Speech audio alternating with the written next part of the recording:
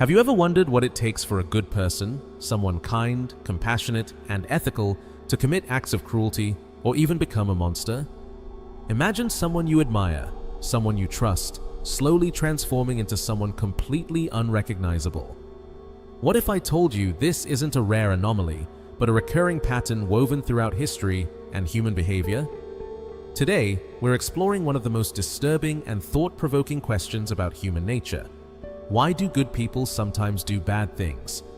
By the end of this video, you'll uncover the shocking mechanisms that push ordinary individuals into darkness. More importantly, you'll learn how to recognize and resist these forces, with the final insight being the most crucial and empowering of them all. This journey will take us deep into psychological experiments, historical events, and philosophical reflections, exposing the razor-thin line between good and evil. But this isn't just a story about others, it's a mirror, forcing us to look inward and ask, what would I do in their place? Could I also be influenced by these forces? Stay with me, because what you're about to discover could permanently change how you see the world and yourself. The Lucifer effect is a concept popularized by psychologist Philip Zimbardo, best known for conducting the infamous Stanford prison experiment. What he revealed was deeply unsettling. The environments we enter, the roles we assume, and the authority we obey can distort even the most virtuous individuals, turning them into agents of harm. History offers countless examples of this phenomenon.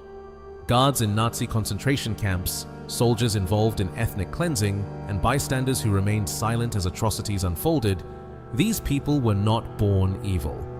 In many cases, they were ordinary individuals caught in circumstances that unlocked humanity's darkest impulses.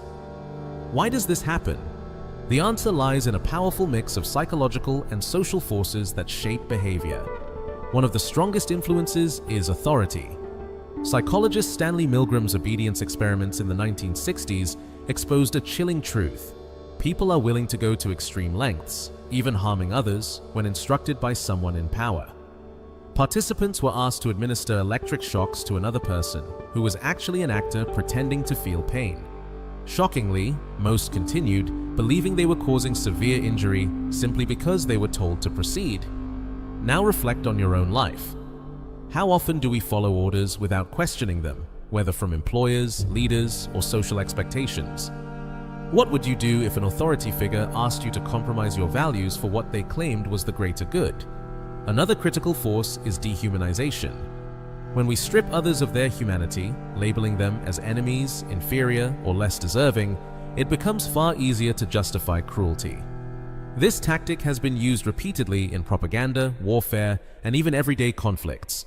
It's always easier to hurt someone when you no longer see them as human. Consider the language used today in political and social discourse. Entire groups are often reduced to stereotypes or labels. How does this erode empathy and reinforce an us versus them mindset? Social roles and group dynamics further intensify these effects. Dehumanization alone isn't enough. Zimbardo's Stanford prison experiment vividly illustrated how quickly people conform to assigned roles. College students were randomly designated as guards or prisoners in a simulated prison. Within days, guards displayed abusive behavior, while prisoners showed extreme stress and submission. Most alarming was how rapidly participants lost their sense of individuality and became absorbed by the roles imposed on them. This raises an unsettling question.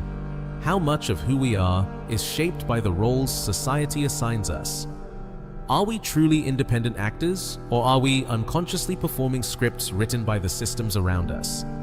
These forces, authority, dehumanization, and group influence, aren't abstract theories.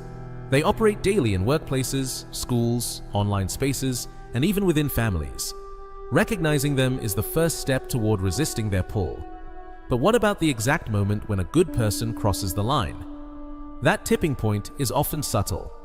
It begins with small compromises, staying silent in the face of injustice, going along just this once, choosing safety over principle.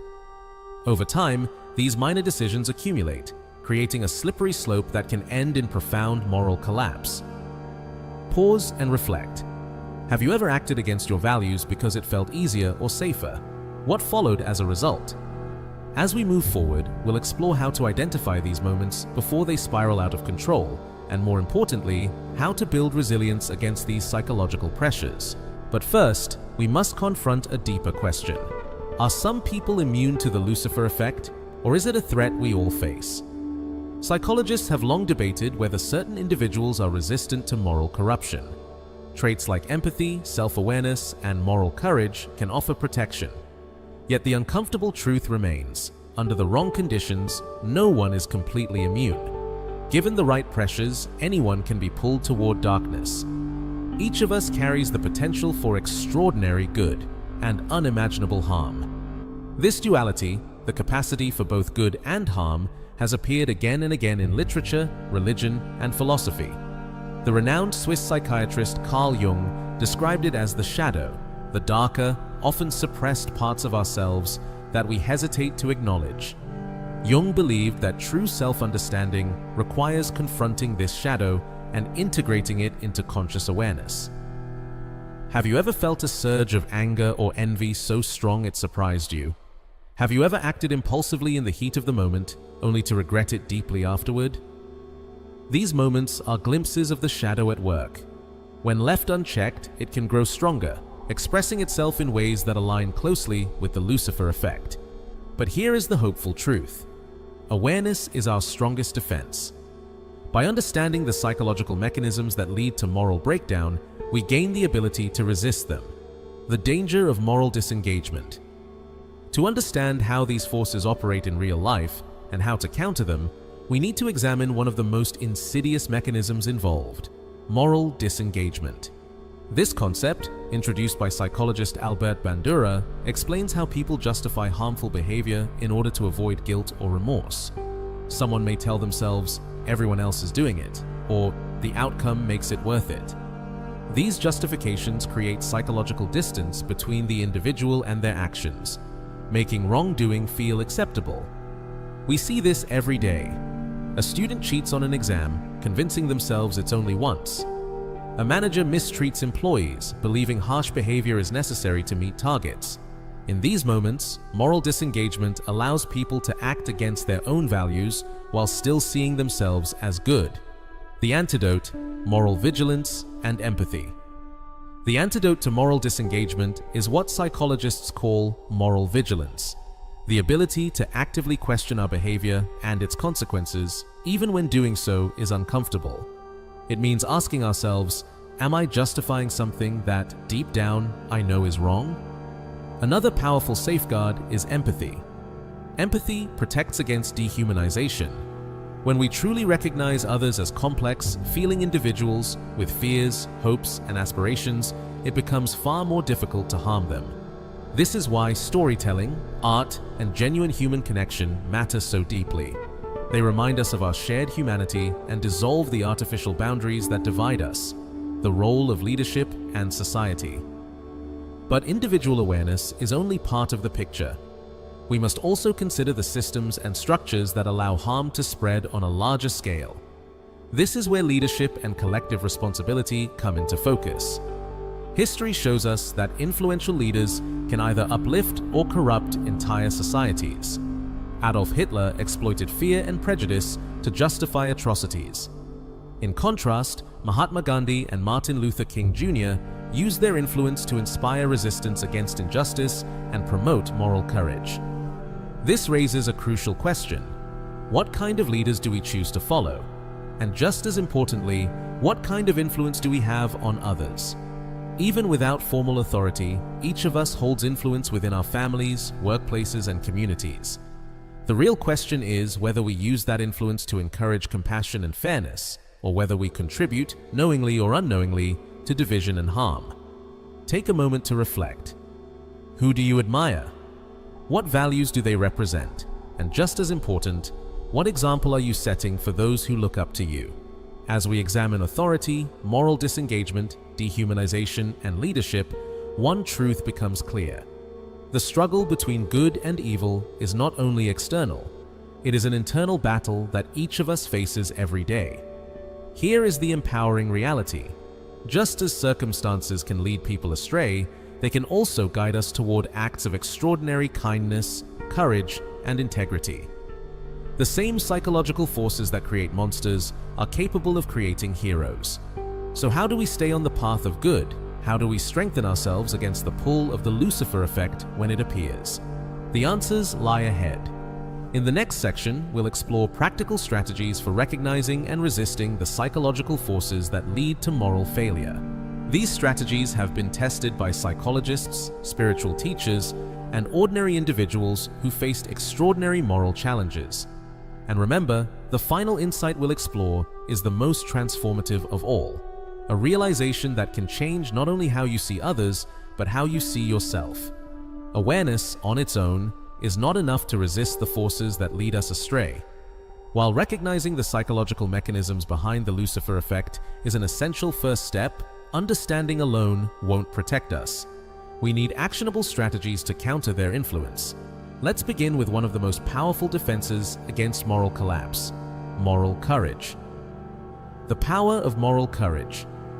Moral courage is the strength to stand for what is right, even when fear, resistance, or personal loss stands in the way. It drives people to speak out against injustice, defend the vulnerable, or admit wrongdoing when silence would be easier. Moral courage is not something we are born with. It is something we build through conscious effort and reflection. History gives us powerful examples. Rosa Parks' refusal to give up her seat on a segregated bus helped ignite the civil rights movement. Whistleblowers who expose corruption often do so at immense personal cost. These individuals were not fearless. They acted despite their fear. So how can we cultivate moral courage in our own lives? First, identify your core values. Ask yourself what principles matter most to you: honesty, compassion, fairness, accountability. Reflect on moments when you faced moral choices. Did your actions align with those values, or did you compromise them? Second, practice mental rehearsal. Imagine yourself in difficult ethical situations. What would you do if you witnessed bullying at work? How would you respond if pressured to follow an unethical order? Visualizing these scenarios and rehearsing your response strengthens your ability to act decisively when the moment arrives. Third, build a support system. Surround yourself with people who share your values. Strong relationships provide encouragement and accountability, making it easier to resist the pressures of conformity and authority. Recognizing the influence of our environment. But what happens when we find ourselves inside systems designed to erode moral boundaries? This is where situational awareness becomes essential. Situational awareness means recognizing the subtle cues and social dynamics that influence behavior. Pay attention to group norms. What behaviors are accepted or expected in a given environment? If you notice patterns of exclusion, manipulation, or harm, ask yourself, is this truly right? Or have I accepted it simply because everyone else has? The power of small actions. We often feel powerless in the face of large systems, but even small acts of resistance can create meaningful change. One person's decision to act with integrity can inspire others to do the same. Speaking up against unethical workplace behavior may feel risky, yet it can encourage others to voice their concerns. Choosing kindness and understanding in everyday interactions challenges the culture of dehumanization that often spreads unnoticed through society. In the end, our choices, no matter how small, shape the world around us. The question is simple but profound. Will you remain a passive participant in moral failure or become an active force for good? The importance of self-reflection. This brings us to the vital role of self-reflection. The philosopher Socrates famously said, "The unexamined life is not worth living." Self-reflection allows us to recognize our biases, acknowledge our mistakes, and grow from them. It's not about perfection, it's about progress. Make it a habit to ask yourself meaningful questions. What motivated my actions today? Did I treat others with respect and empathy? Were there moments when I stayed silent instead of speaking up? Reflecting on these questions trains you to act with greater intention and integrity. Can the Lucifer effect be neutralized? This leads to the ultimate question: can the Lucifer effect ever be fully overcome?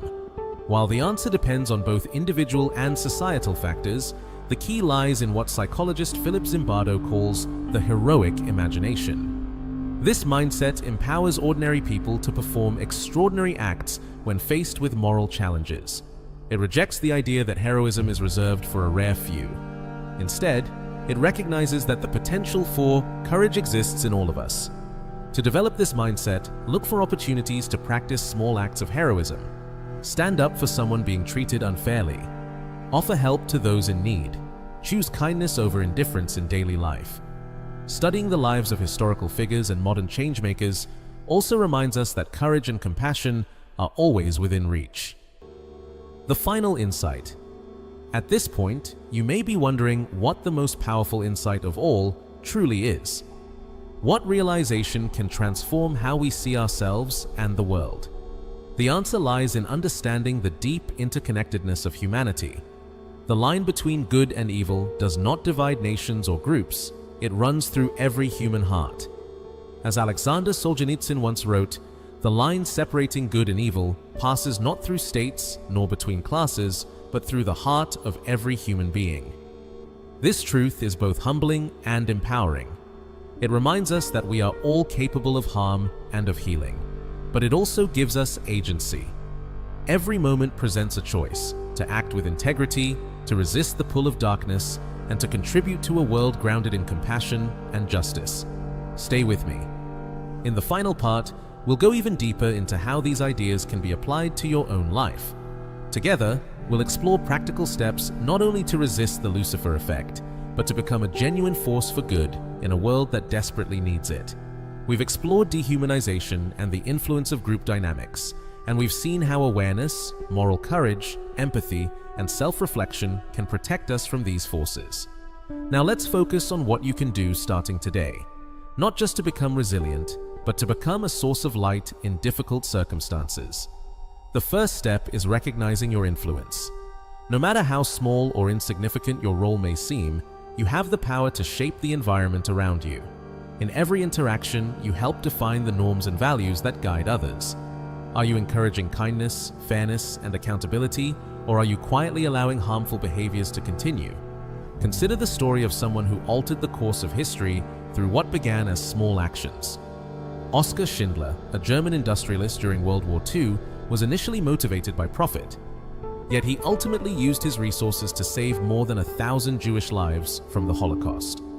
His story proves that even in the darkest moments of history, a single individual can make an extraordinary difference. You don't need extreme circumstances to follow this example. You can begin in your own community, workplace, or family. Speak up when you witness injustice. Offer support to someone who feels isolated. Challenge stereotypes and assumptions that divide people. These small actions, when repeated and multiplied, have the power to transform not just individual lives, but entire communities. Another essential step is education, both for yourself and for others. Knowledge is one of the strongest defenses against manipulation and moral decay. Study history, psychology, and philosophy to better understand why people behave the way they do. Share what you learn not to lecture or preach, but to spark meaningful conversations that encourage reflection and growth. Think about the stories you consume. Films, books, and media shape how we understand good and evil, right and wrong. By choosing narratives that challenge your assumptions and expand your perspective, you develop a more nuanced and compassionate view of the world. Let's also talk about resilience under pressure. Standing up for what is right often comes with real costs: social rejection, professional consequences, or personal loss. This is why resilience matters so deeply. Resilience doesn't mean the absence of fear, it means acting in alignment with your values even when fear is present. To strengthen resilience, focus on practices that support your mental and emotional well-being. This may include mindfulness, meditation, journaling, or seeking guidance from mentors and trusted friends. Surround yourself with people who uplift and challenge you. Resilience is not built in isolation, it grows through connection. But what happens when we fail? Because at some point, we will. There will be moments when pressure or fear overcomes us, and we act in ways we later regret. This is where self-forgiveness becomes essential. Self-forgiveness is not about excusing harmful behavior. It's about acknowledging mistakes, taking responsibility, and committing to do better. Failure is part of being human, and growth often comes from honestly confronting where we fell short. Take a moment to reflect. Is there a time when you acted against your values? How did you respond? Did you learn from it, or did you allow it to define you? The ability to forgive yourself and others is one of the most powerful ways to break free from the cycles of harm reinforced by the Lucifer effect. It allows you to move forward with clarity instead of being trapped by guilt or resentment. This brings us back to the most profound insight of all, the interconnectedness of humanity. When we understand that the line between good and evil runs through every human heart, we begin to see both ourselves and others with greater compassion. This awareness doesn't excuse wrongdoing, but it allows us to respond with empathy and a commitment to healing rather than judgment. Consider the ripple effect of your actions. Every choice you make, no matter how small, sends waves into the world. Will your actions deepen division and harm, or will they bring people together and inspire hope?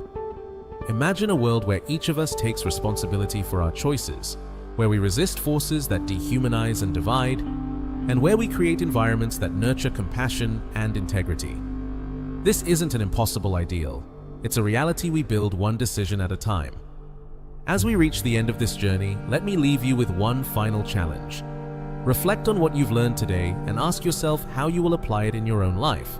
How will you recognize and resist the forces that pull you away from your values? How will you contribute to a world where goodness outweighs darkness? These questions are not easy, but they matter. Because in the end, the struggle between good and evil isn't fought on distant battlefields or in abstract ideas. It's fought within each of us, every single day. The next time you face a moral choice, remember this: you have the power to choose, you have the power to resist, and you have the power to be a force for good in a world that desperately needs it. The question is, will you rise to the challenge?